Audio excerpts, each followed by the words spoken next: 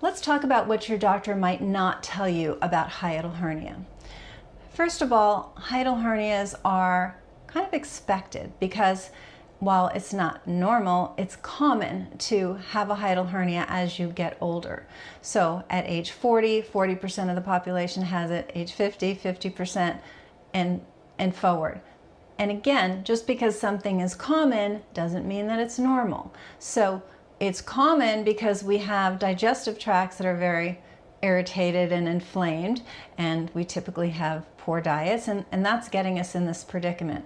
So the first thing to know is your doctor might do an endoscopy or an ultrasound and not even mention that you have a hiatal hernia because it's so small and it's not really what they have their mind on. They might just say, oh, the patient's in their 50s, you know, it was a 50-50 chance, oh, there's one, it's small, no big deal. So that's one thing is, and I've had patients do that where they've been through an endoscopy with a gastroenterologist looking for something else and then realize that they might have hiatal hernia syndrome, to go back and say, by the way, it wasn't really mentioned, was there a hiatal hernia? It's like, oh, it was very small, it has nothing to do with your symptoms. So that's incorrect, but so they might not mention it. Number two is that when they do find one, if they're looking for one and they find it, if it's small, what they'll say is, what you need to do is take a PPI, an acid reflux medication, and that will settle down your symptoms of acid reflux and esophagitis, which is inflammation of the esophagus, and maybe gastritis if you have inflammation of your stomach. And that's the solution. If you have a poor reaction to PPIs, the medication that they're giving you, then you'll be told, oh, well, you could do surgery. And they don't tend to mention the long-term side effects of surgery. It's not successful long-term, generally speaking, the hiatal hernia surgery. So you're told those are your alternatives, and that's it. So they're missing the root cause, right, of why the stomach has gotten compressed and is pushing up, and it's slowly widening that opening between the esophagus where it passes through the diaphragm. So if you haven't heard me talk about this before, it's good to know a little anatomy. Your stomach is in your rib cage on the left, just below the rib cage. And what happens is your esophagus, the tube that connects your mouth to your stomach, passes through your diaphragm, the sheets of muscle you have on both sides that move up and down to let air in and out. So the esophagus passes through the diaphragm and then connects to the stomach. Oop, I move my hands up. But if the stomach compresses and pushes up over time, it'll start widening that opening, and that is a hiatal hernia. So it only makes sense if there's pressure pushing up and that is slowly widening that opening. Why don't we find out why the pressure is occurring? But your doctor's not going to look at that either. The other thing is that you can have hiatal hernia syndrome symptoms and be told you don't have a hiatal hernia if it's quite small, because 95% of them are sliding, meaning they move up and down, okay? 95%, okay? So that's important to know as well. So what your doctor is really not going to focus on is why, because they're not taught to focus on why. They're taught to focus on, here's a symptom, how do I band-aid that symptom? What is the approved band-aid for that symptom? You have acid reflux, okay, kill the acid.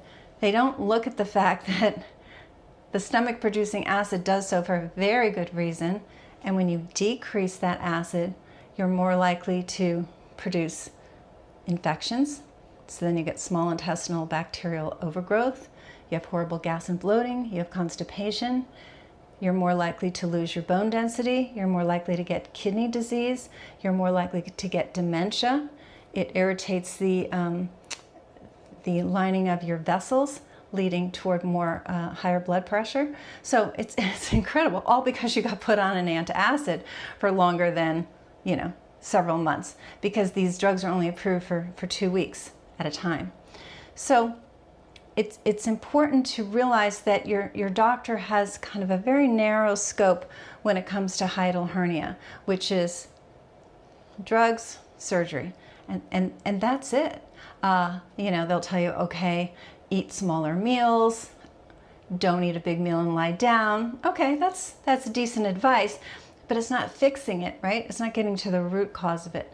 So that's what we talk about here. That's the program that I and my team have designed over the past 20 years, because when you have hiatal hernia syndrome, and we call it a syndrome because a syndrome is when several symptoms are coming together under one root cause.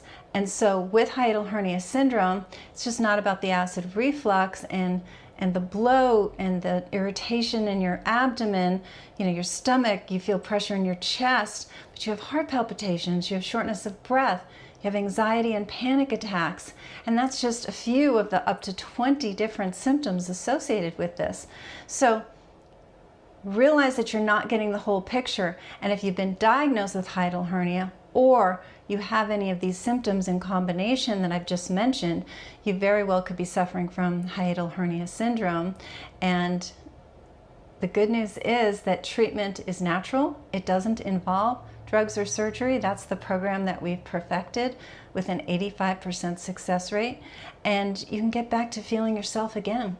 If you suffer with this, I don't need to tell you how miserable it is. If you're listening to this for someone else, which frequently happens, they are miserable, and it's very difficult to live day-to-day life, let alone enjoy day-to-day life, when your heart starts pounding out of the blue, you get waves of anxiety out of the blue, you really are not enjoying eating.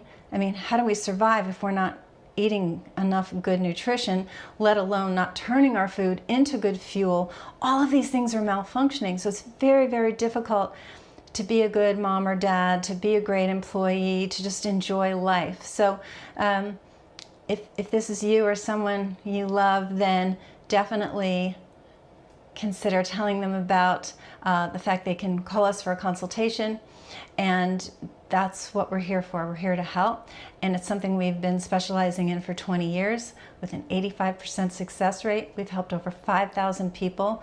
So consider calling for a consultation, and we'll set you up with one of the clinicians as part of my team and figure out what we can do for you. And if we can't help you, we'll tell you that as well.